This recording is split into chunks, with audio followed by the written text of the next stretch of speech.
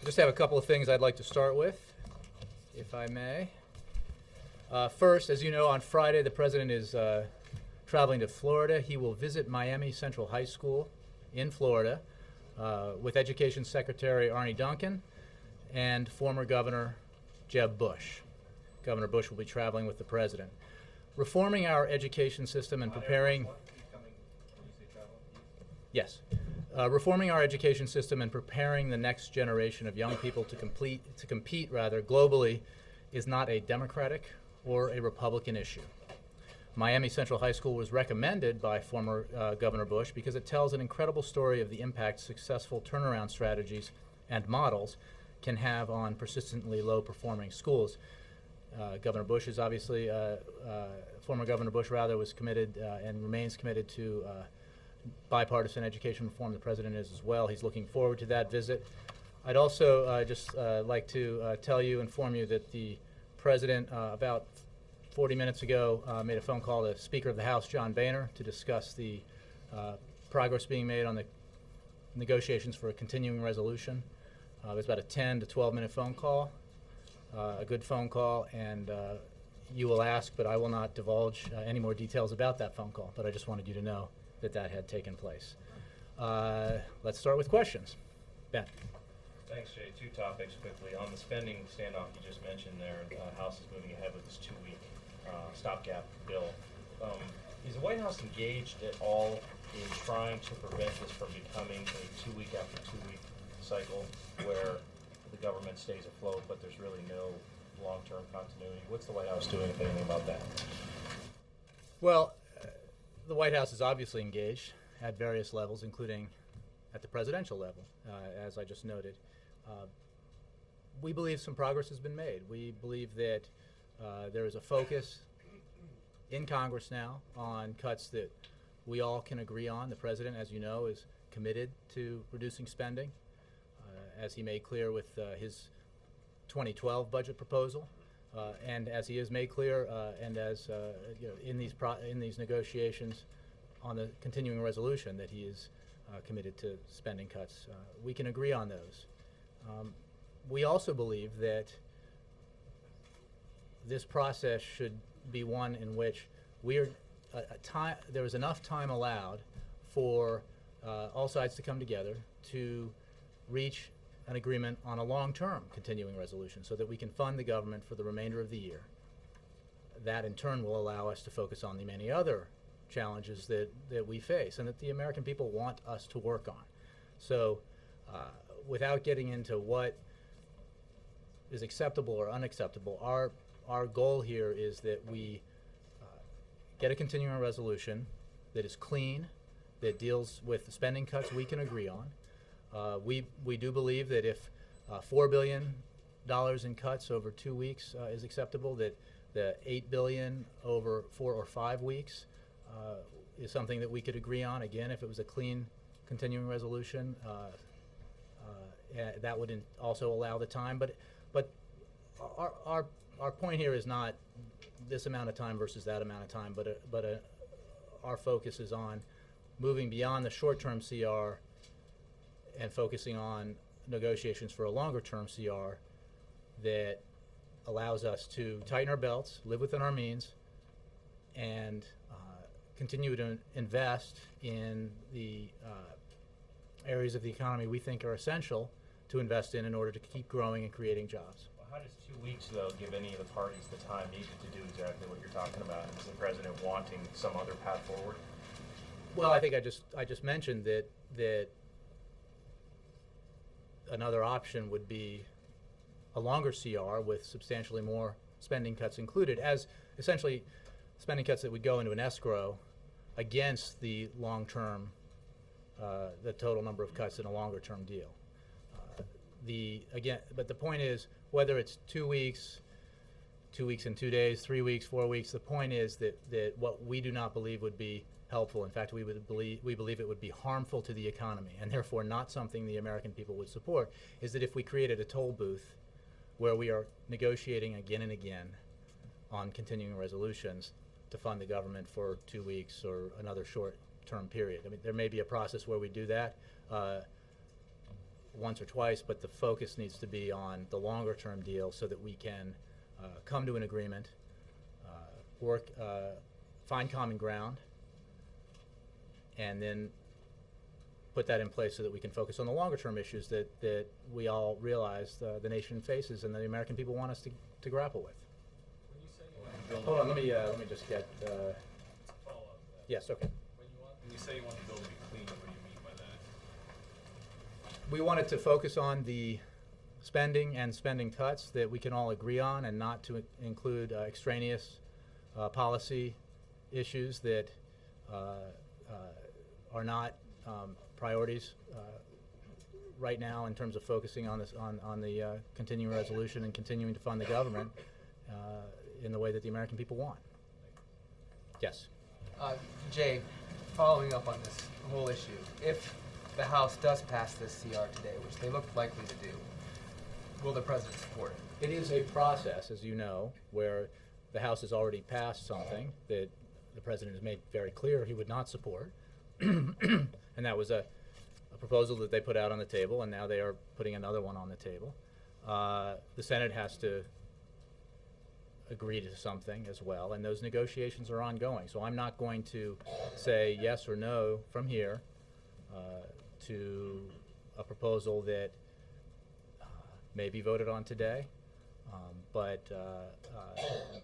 may not represent what is ultimately agreed upon in Congress. And the principles I just discussed about what our goals are, we think, are widely shared. I mean, what is very apparent in this process is that the President is committed to making tough choices on spending. He is equally committed to not going down a road in terms of spending cuts that does harm to the economy, potentially does harm to our national security, and doesn't address the kind of investments that we need to make to keep our economy growing and innovating and educating so that we can win the future in the 21st century.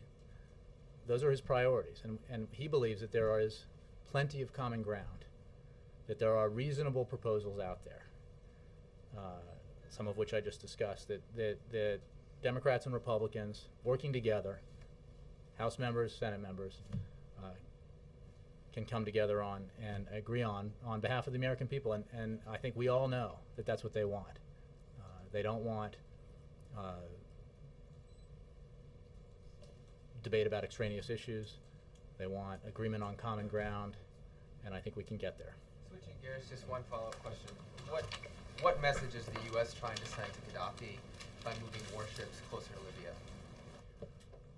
We are, the United States, preparing for contingencies by moving some assets into the region, primarily focused on the potential humanitarian contingencies that are out there. But as I have said and others have said, our U.S. ambassador to the United Nations said yesterday, we obviously aren't taking any options off the table, but this is contingency planning, essentially. Yes, Jay.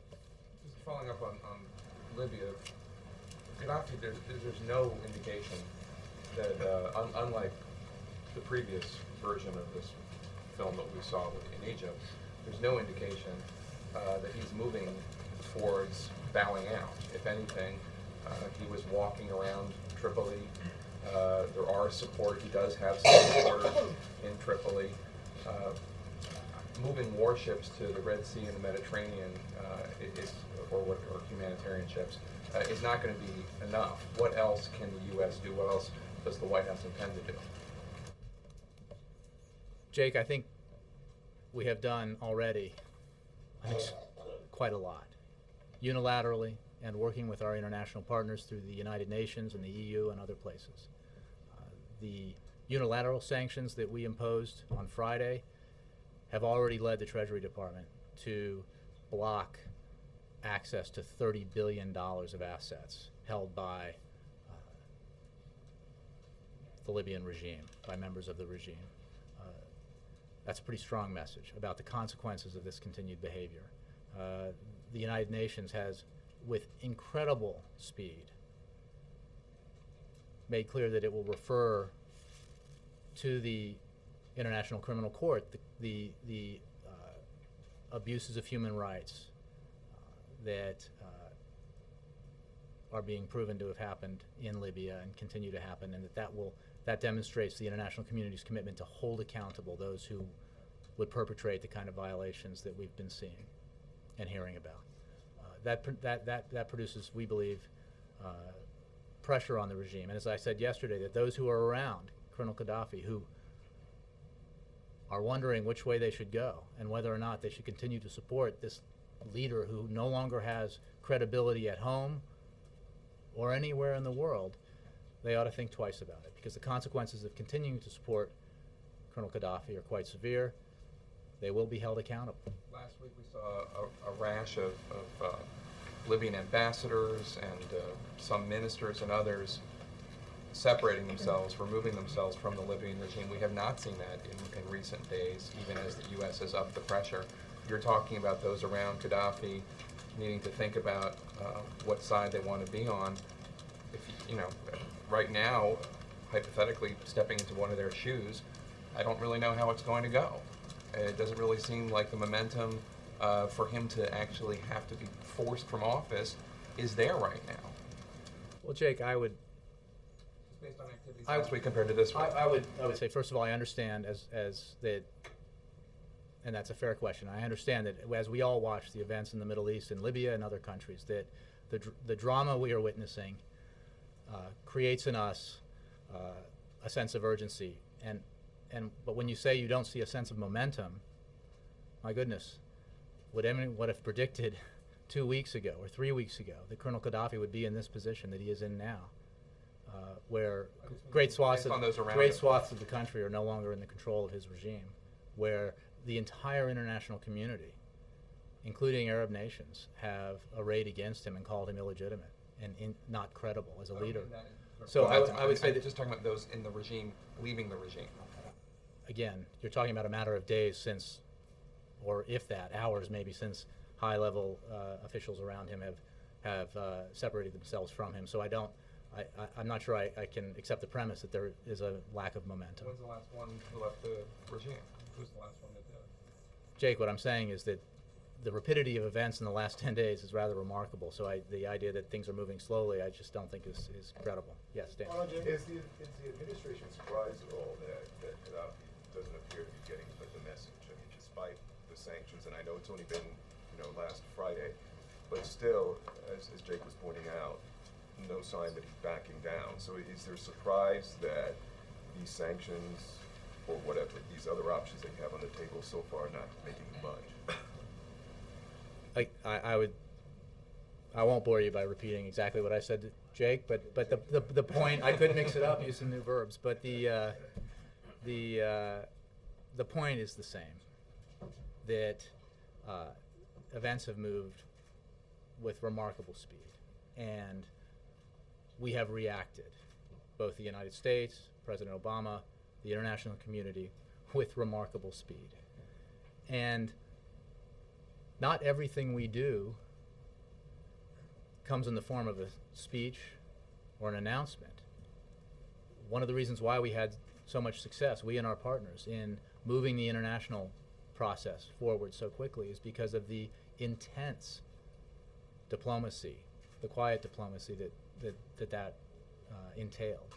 And you can be sure, as I said yesterday, that the President and all senior members of the National Security Team are focused on this intensely and continue to be. So I just think you cannot reasonably measure momentum in this situation and in terms of hours and days when the speed, the momentum has been almost blinding in terms of what we've seen in the region and in Libya specifically.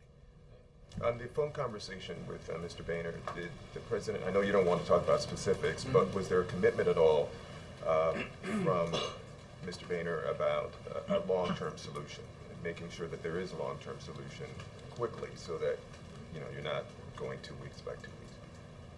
Without addressing the specifics or the content of that conversation, I will go back to what I said before, which is our general concern, without going to whether 2 weeks is acceptable or 16 days or 21 days, or is that there is a focus by all parties on the need to resolve this in a way that where we get the spending cuts that we all can agree on, that funds the government with those spending cuts for the end of the year, fiscal year, and then allows us to move on and address the other important issues facing us. So there was no commitment? You won't say if there was a commitment or I'm not? not going to go into the content of the conversation beyond what I've already said. Yes. Open. The president called Speaker Banner Okay, you got directly to him. This wasn't one of those. with. It was quite quick. Yes. Okay, glad to hear it. Question, Boehner himself said today in a little not a press conference, but a Q&A a little while ago, he was asked, did the president come late to the game on this 1 month extension? And Boehner said, if there had been a conversation about this 10 days ago or 2 days ago, we might have had something to talk about. But the fact is that we were forced to move on our own. He's suggesting that if the president hadn't been slow to the game on this, that maybe they would have been able to do a 1 month extension. Comment? I would simply say that, again, the president and the speaker had a productive and useful conversation today. He said if they had had it 2 days ago, things might be different. I see no reason, and I don't believe we see any reason why we cannot engage, as we have been, by the way, at the staff level prior to this, but as have Democrats on the Hill, Democrats and Republicans together, in this process going forward. The American people expect us to come together. The president has made very clear in that he is also committed to cutting spending. There's no debate here about the need to cut spending. The question is, where do you cut in a way that doesn't harm the economy, doesn't throw it in reverse, doesn't reduce job growth, job creation, and that protects the investments that are so key to longer-term economic growth in this country. And the president thinks there's common ground there. We have made clear that we could accept, even over a relatively short period of time, $8 billion in cuts that we can agree on. I think that's a substantial number, and demonstrates his commitment to the need to tighten our belts, as long as we protect essential functions of government, national security, and don't do anything that would hurt our ability to grow and create jobs. Was this a pleasant call, or was it, as they say, frank and direct? It was a good call. I'm not going to use the diplomatic ease. It was a good call, and from what I understand, very productive. Okay, could you update us on what the president's latest thinking is on whether he's going to give a speech on the Middle East overall? And secondly, have you heard him talk recently about what he believes is the common element in all of these different uprisings all through Northern Africa and the Middle East? What makes them all similar? What do they all have in common? Well, I don't even. I have heard him discuss this recently, and I would simply say that I've spoken to this quite a bit from this podium, because the elements of his perspective on this are contained within the speech he gave in Cairo early in his presidency, that talked about the need for the countries in the region to hear the voices of their peoples, to be responsive to their aspirations, and to reform their political systems in a way that meets those aspirations, and precisely for the reason that more democracy, more pluralism, more participation by the peoples in these countries, in that region, it is a way to prevent the kind of instability and unrest that inevitably comes when entire populations feel that they're not being heard or respected, and that their aspirations aren't being met and their grievances not being legitimately considered. So his principles in dealing with all of these situations in these countries, again, go back to nonviolent response to peaceful demonstrations, to respect for the universal rights of the peoples in the region, who the right to free speech, the right to free assembly, the right to access to information, and then the need to engage in a political process, a reform process that brings in the people of the region in these countries to participate in their government and in a way that gives them a greater voice. All that is very recent. You know, there are many ways that the president can, has, and will address what's been happening in the Middle East. He has spoken now, I believe, 4 times on this issue, and will speak again on this issue. In fact, I expect he'll speak on it. Is it Thursday that the president of Mexico will be here? You may hear from him on that day about this. As for other plans, you know, we're always looking at different options. Yes, Mike. A Hill report from the Republicans says the expansion of Medicaid will cost the states $118 billion through 2023. Do you have any reaction to that? Well, first, Mike, we are committed to working with governors to help them manage their Medicaid costs, their Medicaid programs. And the Department of Health and Human Services has been an active and constructive partner with the states, with the governors, to answer their questions and ensure they are aware of the substantial flexibility that exists in the Affordable Care Act. It's important to remember that the Affordable Care Act will cover the overwhelming majority of the costs associated with the Medicaid expansion, and will in fact reduce the amount states spend to care for the uninsured. A lot of independent experts have actually estimated that the states will have a net savings in their Medicare program because of the Affordable Care Act. But again, we are working with the states. Secretary Sebelius is committed to working with the states to help them explore the flexibility they have to reduce costs, and will continue to do that. The president actually just this week in his meeting with the governors asked them to name a bipartisan group of governors to work with Secretary Sebelius on ways to lower costs and improve the quality of care for these Americans. So we're on it, and again, I would just say we want to be a partner of the states in dealing with this issue. Does the White House believe Guantanamo Bay will still be open next year, Jay? As you know, Mike, the president's committed to closing Guantanamo Bay. I don't have a timetable for you on that process. Jay, let me read this directly. In President Saleh Breaking news. in Yemen, no, I just want to get the quote right.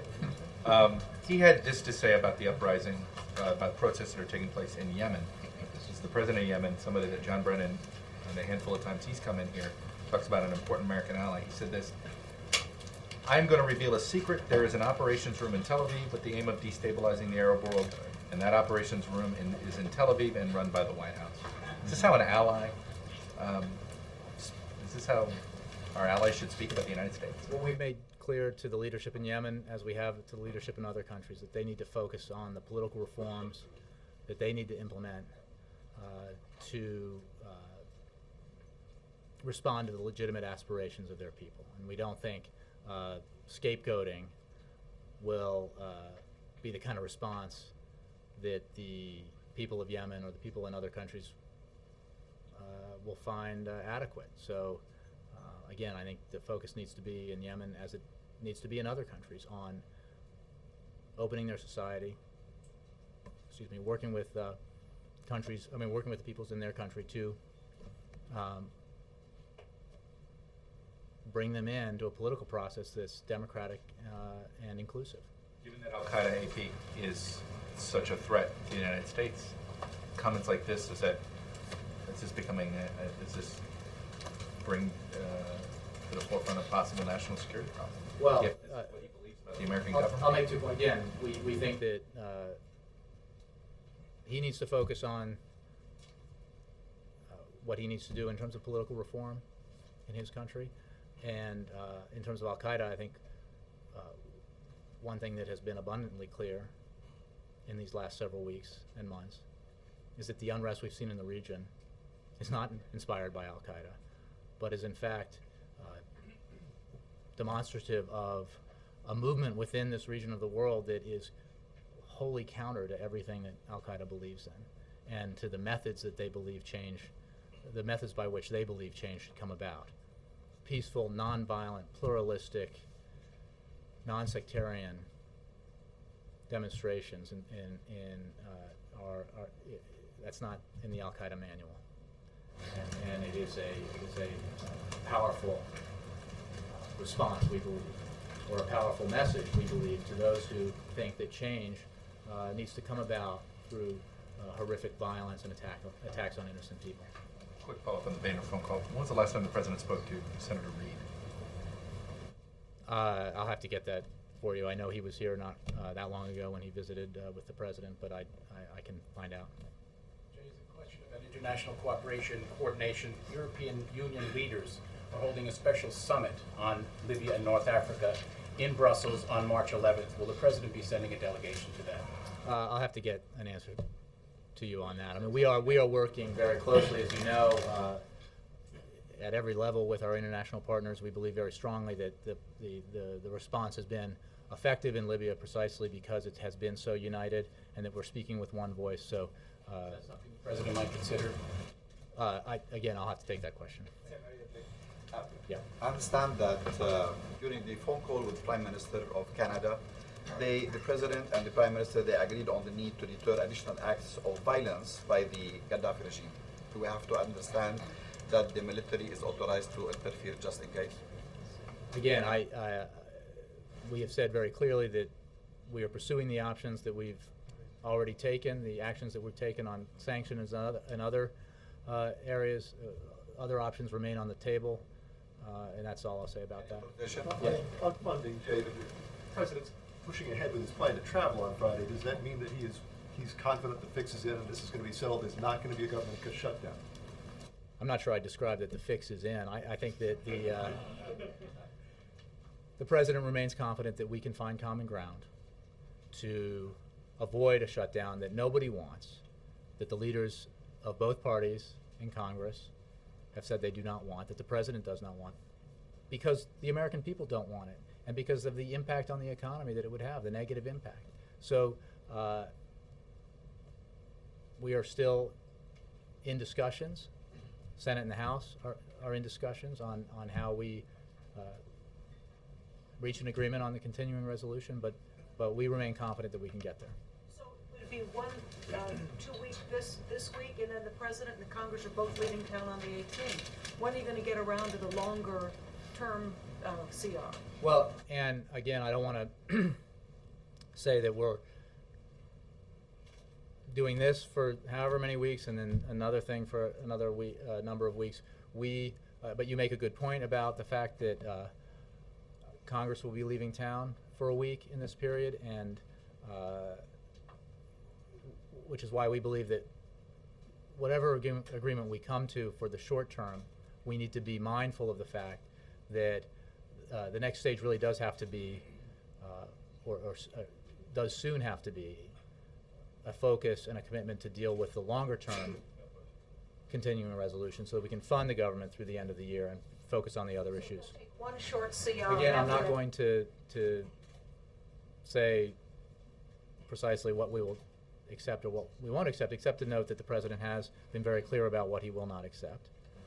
And I've been very clear about where we believe there is a great deal of room for common ground on the spending cuts that we all agree on the need to demonstrate spending restraint as we continue to fund the important areas that will allow us to out-educate, out-build, and out-innovate the competition in the 21st century.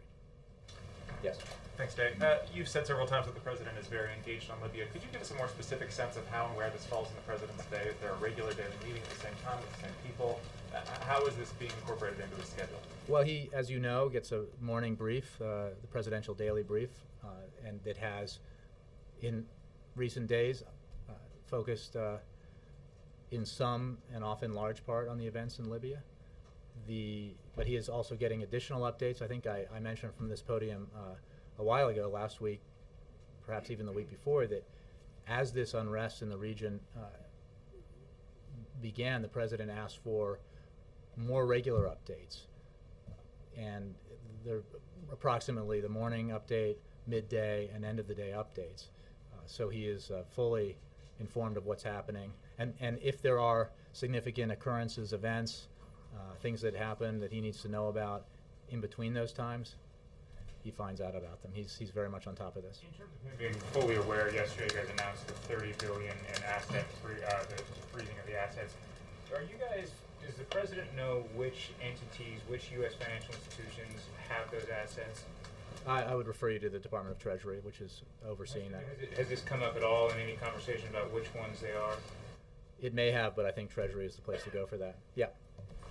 In the morning show interviews this morning, in one of them, Ambassador Rice mentioned contacts with countries that have, I'm trying to think of the exact, oil capacity, excess oil capacity. What can you tell us about that in terms of trying to relieve the price pressure, assure the supply, so forth? Well, I'll just say, first of all, that we are very conscious of the fact that a rise in gas prices has a direct effect on Americans and their wallets, and we're very conscious of that, and we're monitoring that very closely. We also believe that the global system has the capacity to deal with a major disruption, and we have, I think I said in a previous briefing, been in discussions with the IEA and others about how you deal with disruptions. We do believe that we can, we're just monitoring the situation very, very carefully. Beyond the umbrella talks with an umbrella organization like the IEA, are there specific contacts with Saudi Arabia, with some of the other big oil suppliers in the region? I don't have anything for you on that, I'm afraid. Let's see, yes. David Cameron said today that it'd be a good idea to find out a little more about the Libyan opposition before going any further with talk of any kind of military intervention. Does the president have any concrete sense of who's in charge in eastern Libya, or at least who you should be talking to? Well, the United States is using many channels, diplomatic, businesses, NGOs, to reach out to those in Libya who are in the opposition, who are interested in creating a government that respects the rights of the people and meets the aspirations of the people. It is, and I think this must be, I believe this was probably what the Prime Minister was getting at. It's a very fluid situation, but we are reaching out through these different channels to a variety of people who are in the position I just described, and broadly described as the opposition. But I understand that most of the significant NGOs bear the name Gaddafi. Is that a problem? I think the issue is we want to hear from and learn from and talk to those who have a desire to move towards a representative government that is responsive to the aspirations of the people and protects the rights of the people. So what it's called matters far less than what it supports and what it does. Let me get you in the back. Yes, sir. Thank you, Jay. Two questions on Libya. First is, during this morning's hearing, Secretary Clinton says Libya could descend into civil war. What's your viewpoint on that? And also, China evacuates its 30,000 citizens within just a few days with Air Force and Navy. How do you see that? I will just say on Secretary Clinton's comments, I'll just refer you to her comments. She's the Secretary of State. And I missed the other part of the question. China evacuated citizens from Libya, almost all the citizens there, within just a few days with Navy and Air Force. How do you see that? Well, I think China, like a lot of countries, has moved to evacuate its citizens. The United States did, as you know, evacuate those citizens who wish to leave, as well as its embassy personnel. Yes, all the way in the back, yeah. Thank you, Jay. In the last several days in China, there's been some violence against journalists and also detention of them. So the response from the administration doesn't seem to be to the same magnitude as it is of the same treatment in North Africa and the Middle East. Why is that? Is it because it's off the radar? Is there another reason? Well, what I'll do in giving you a response now is use the same language we've used in response to violence against journalists in those parts of the world that you mentioned. We are aware of reports of foreign journalists being detained or physically harassed in Beijing, and we find these reports disturbing. We call on the Chinese government to respect the rights of foreign journalists to report in China and urge public security authorities to protect the safety and well-being of anyone who is subject to illegal harassment or intimidation. I believe Ambassador Huntsman at our embassy in Beijing put out a statement, and I refer you to that for more information. But we obviously do not think this is acceptable for journalists not to be able to do their work and to be harassed or detained. Sorry, yes? Okay, Jay, I've heard you mention representative government and also moving towards democracy. Is it your position that people in all these countries in the region deserve the right to elect their leaders through elections? We support democracy. We believe that the peoples of these countries should be able to decide the kind of government they want and pick the leaders and elect the leaders that they choose. Every country is different, and the process for getting there is different. We are not here to dictate outcomes. It is very important, we believe, that it be recognized that the movements we've seen in the Middle East have not been driven by the United States or outside governments or forces.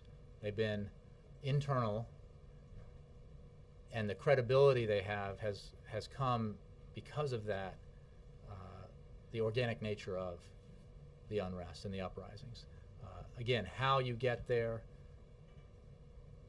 is different probably in many countries, but the overarching belief that we have is that pluralistic democratic societies that have inclusive governments that respect the rights of their people, that respond to the legitimate grievances of their people, have the potential to be both more prosperous and more stable, and that in both cases would be a welcome development. Sam. Jay, was the president aware of Speaker Boehner's criticisms this morning before he placed the phone call to the speaker? The president is paying very close attention to the debate, and he is, without going into what specific comments he might have been aware of, he's very well briefed and read into what's happening regarding the budget debates and the negotiations toward a resolution. Let me put it this way: did the president call Speaker Boehner in response to the speaker saying that the president wasn't engaged? No, I was in the Oval Office, and I can tell you that he's called Speaker Boehner because he felt it was a good time to call him to discuss progress on discussions around a continuing resolution. Did he mention He did not. Yes, David. Thanks, Jay. And talking about who the administration is talking to find people to deal with in Libya, does that include any U.S. oil companies or transnational oil companies? Are you reaching out to them? Well, again, David, I would just point you to the fact that there are different channels through which we can reach people in the opposition or people who represent groups or who support the idea of a more democratic government, a government that would be responsive to the rights, respect the rights of the Libyan people and be responsive to their aspirations. Those channels include diplomatic, businesses, NGOs. So I'm not going to enumerate specifically the channels and who we're going through or which potential businesses are included in that group, but they do include businesses. Let me follow up. Is the president satisfied, has he been satisfied, with the state of knowledge that the U.S. government had about internal circumstances within Libya in terms of who to try to talk to? I'll just speak broadly that the president feels that his diplomatic corps, as well as his intelligence community, does an excellent job. And in informing him on the situations in these countries in the region that have experienced unrest. Cheryl. Yes, we did. Yes, Cheryl. Senator Lugar is cautioning that the State Department needs to be mindful of its funding requests. The President has asked for an increase for the State Department of 8.4%. Senator Lugar says that given the economic situation we face, all foreign aid is going to have to meet a really tough test. Does the President think that in light of events in the Middle East and North Africa that we need to increase our foreign aid budget, and how does he reconcile that with the spending cut mood on Capitol Hill? And then just separately, if you could just shed a little more light on how it came to be that Jeb Bush is riding on Air Force One on Friday. We appreciate that too. Well, on the Governor Bush portion of your question, I'll say that he recommended this school. He has a record of being engaged in and committed to education reform. Obviously, this is a high priority for the President, and he believes very strongly that education reform is neither a Democratic nor a Republican issue. And I think his pursuit of reform has demonstrated that. His reforms already have generated a great deal of bipartisan support, and I think that's reflective of the fact that Americans believe it ought to be a priority. Did he reach out to Governor Bush or the other way around? I don't have a sequence of events. I do know that the governor specifically recommended this school as a good one to showcase in terms of its turnaround efforts. But in terms of who called whom, I don't know. You meant Andrews? Let me. Or You know what? I don't have any more details on that. Maybe if you check back with me later. But Cheryl, what was your first question? So on foreign aid, you know, the administration is asking for an increase in the State Department budget. Senator Lugar is saying, hey, we've got to cut spending. How important is that increase to the President? What does he think in light of events? Well, I think the budget that the President proposed for 2012 reflects his priorities. It also reflects the fact that he was willing to make very tough choices because he realizes that we all have to live within our means, and the federal government needs to live within its means. It includes, as you know, a $400 billion cut over 10 years that's the result of a 5-year freeze in non-defense discretionary spending that will bring that portion of our budget to its lowest level of spending as a portion of the overall GDP of any president since Dwight Eisenhower was in office. And again, I would say it reflects his priorities. I'm not going to negotiate line items in the budget, but I will say that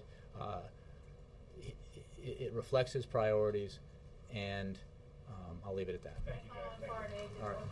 That's it. Thanks, guys.